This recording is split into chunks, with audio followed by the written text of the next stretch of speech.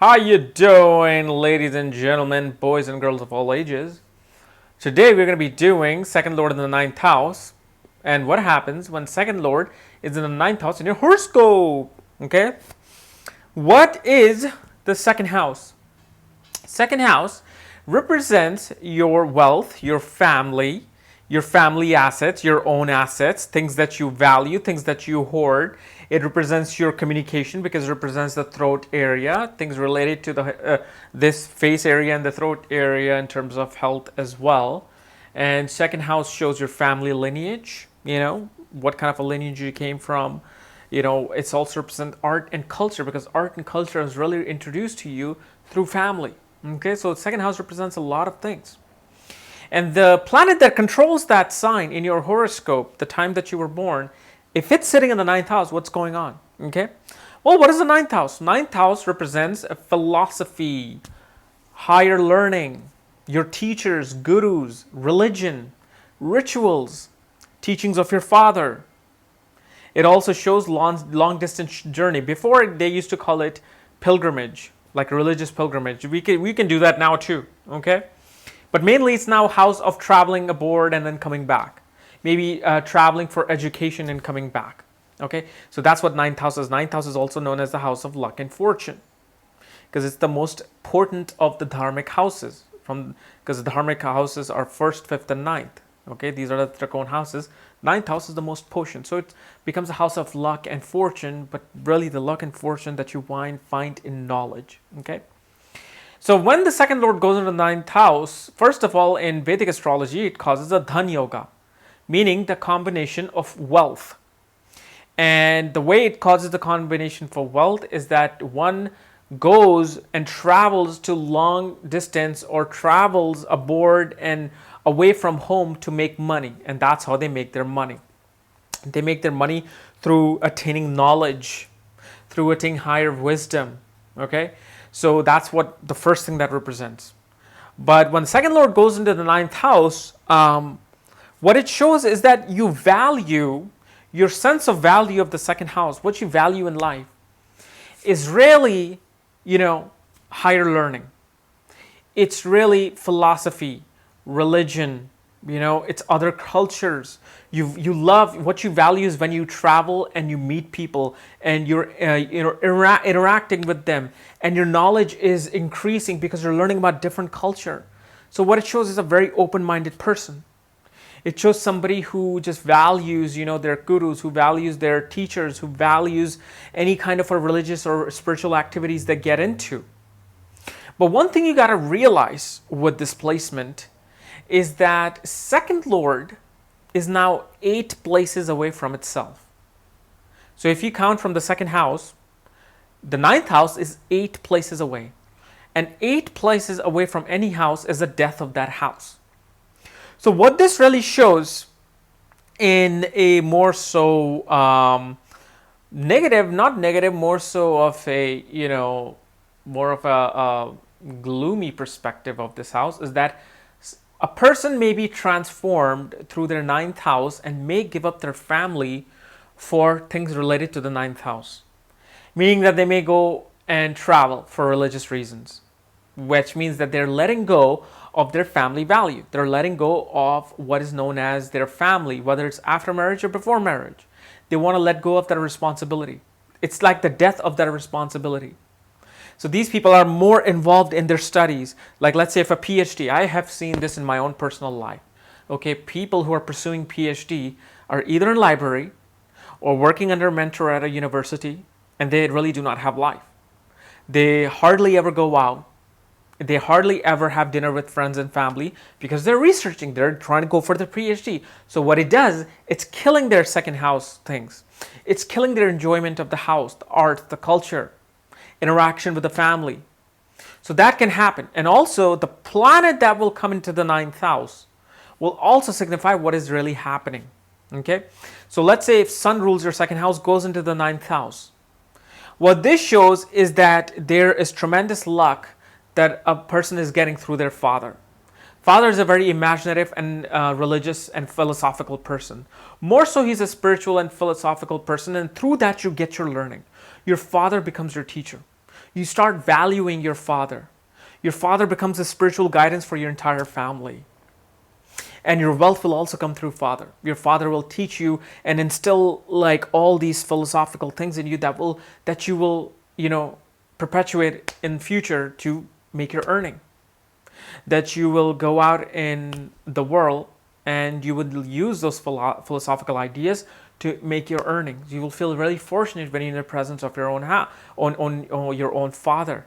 Okay, your personality, your ego is really defined when you are pursuing higher learning, when you're especially pursuing a spiritual and religious setting, when you're learning the Vedas or the Quran or the all kinds of Bible, whether it's Old Testament, New Testament, the Zohar, anything. It doesn't matter what religion there is.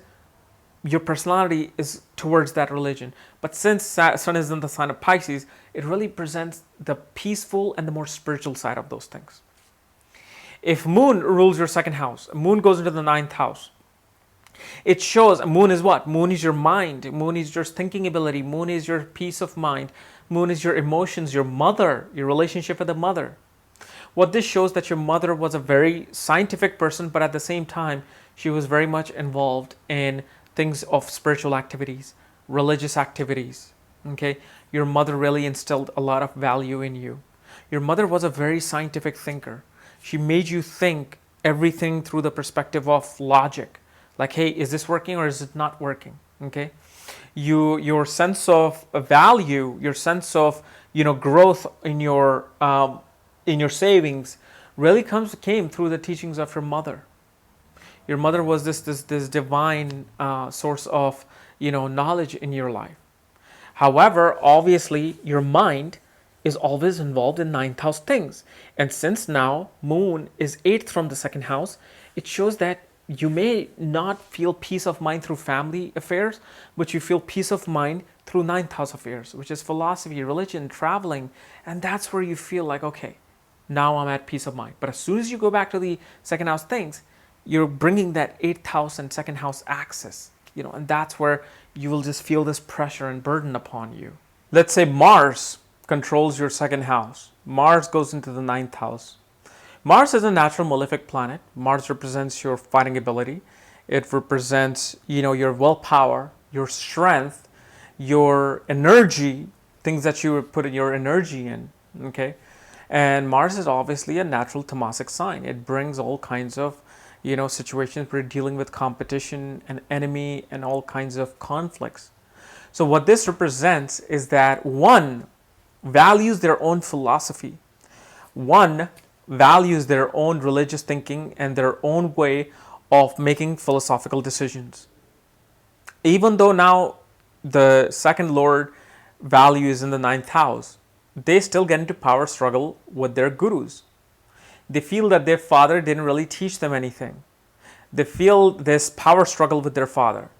They're like, no, I don't get this. You didn't teach this right to me. And they get into these battles with their, superiors or with their gurus or teachers in the modern day. And what it shows that the person can really value and earn wealth with their own philosophical things. And since Mars represents action, fighting, energy, what it shows that somebody can become a coach and take over perhaps a previous teacher or coach and start, their own action towards motivating their students, their own way of putting philosophy onto others. So this shows that the person, what they value is really putting their own will onto other people. They make their money through coaching. They make their money through maybe, higher learning of engineering. They maybe make their money through, becoming a government officer.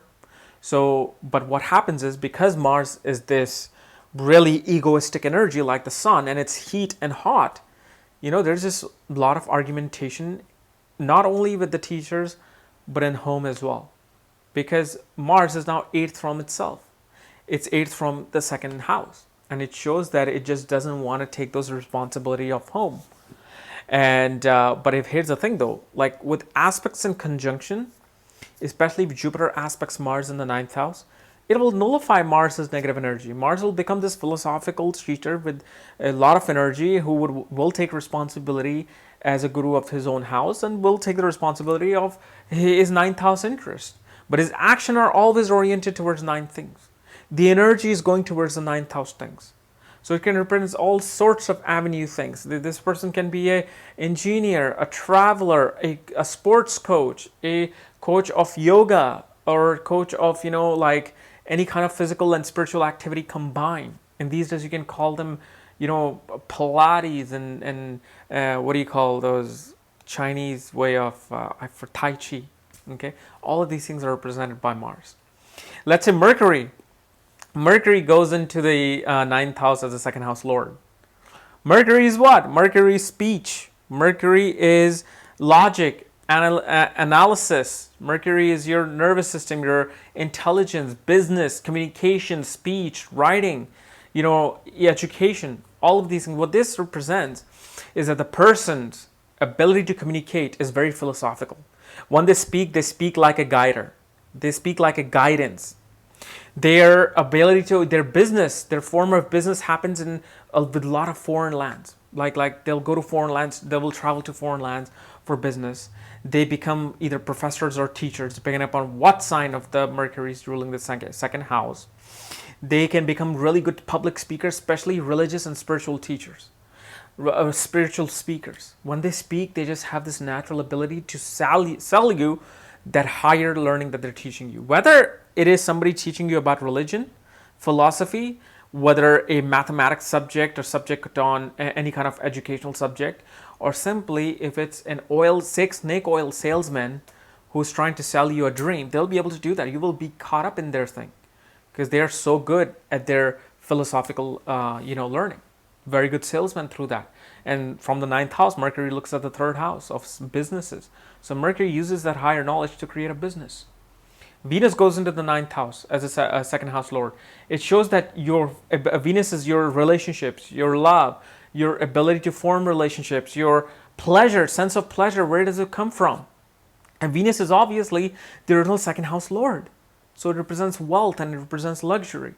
What this shows that what the person values, what person really values and where a person gets his sensual pleasure from is when they're involved in religious activities. Their true love becomes being in the arms of philosophical people, religious people, the people, and Venus also represents your wife as a man, and in a marriage for both husband and wife, it can show somebody who marries people outside of other culture or outside of their own culture, somebody from outside of the country. They will meet somebody when they're traveling.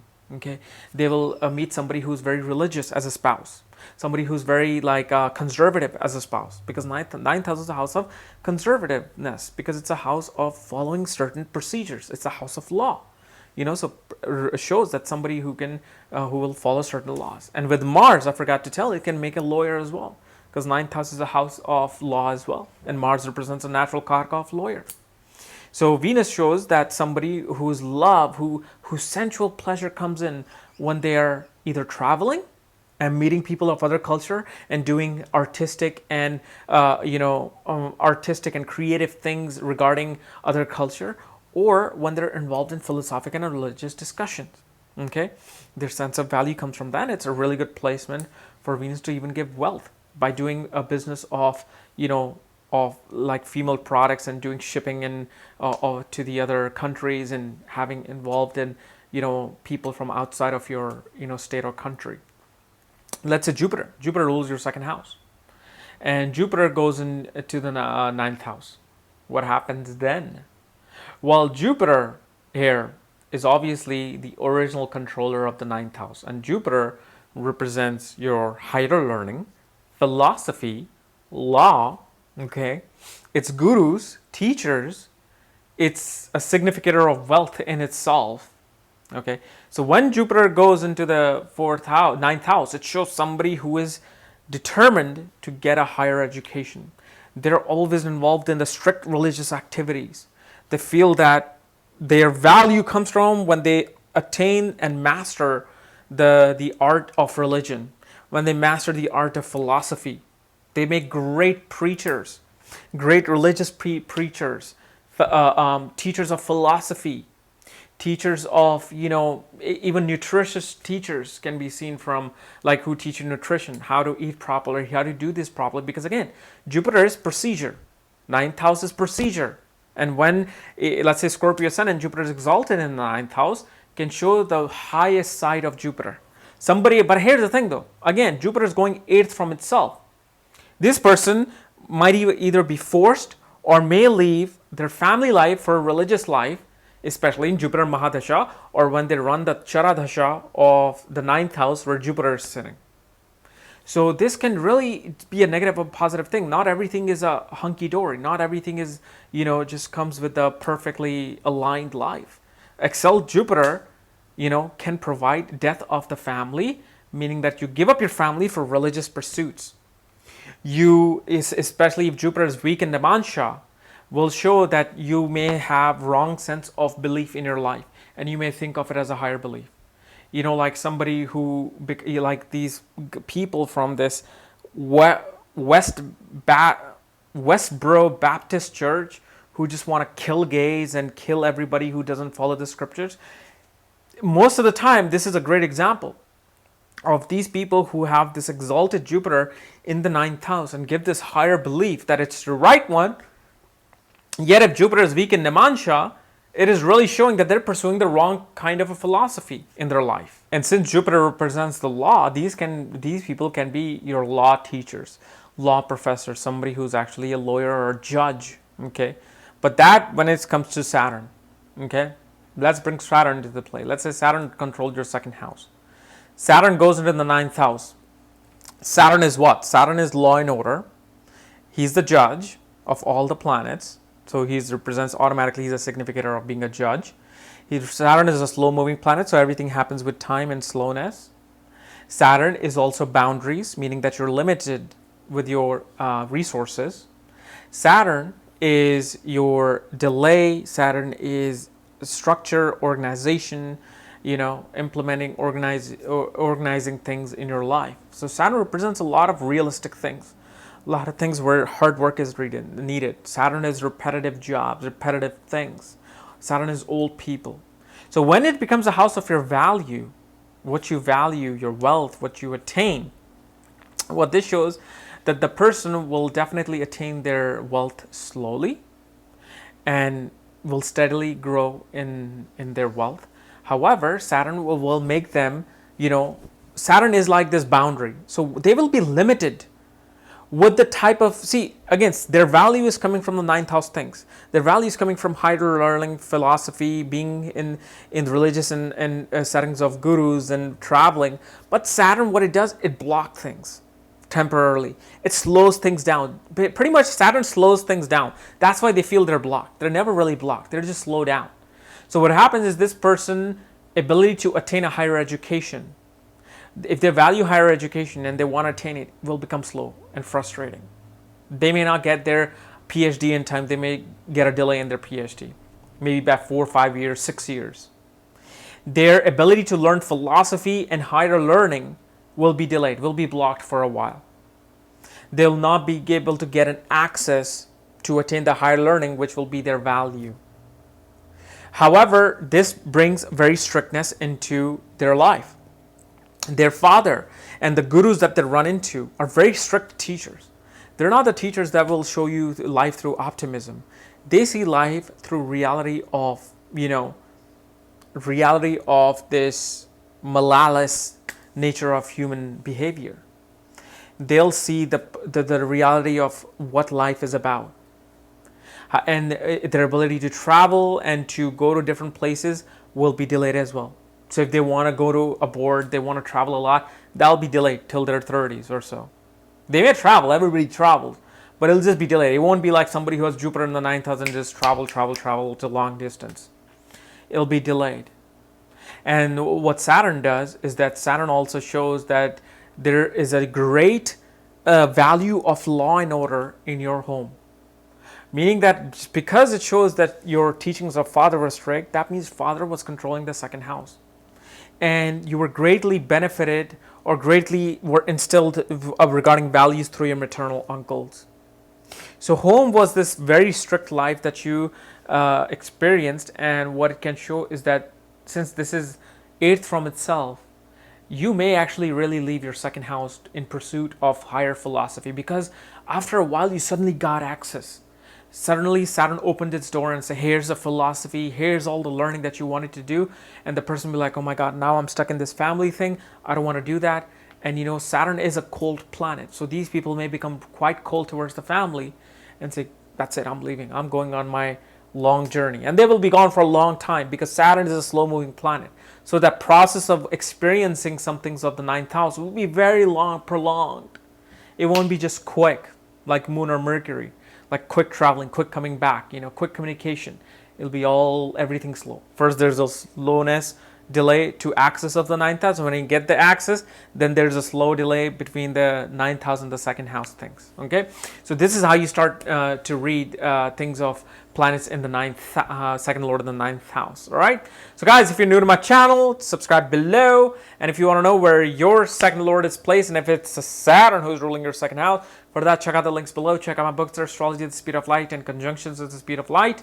And when you get these books, I will send you the link to look at your own chart. Just make sure you follow the directions below. And remember, my book comes out in 5 days, Aspects at the Speed of Light, on August 27th and 1:09 p.m. All right? See you later.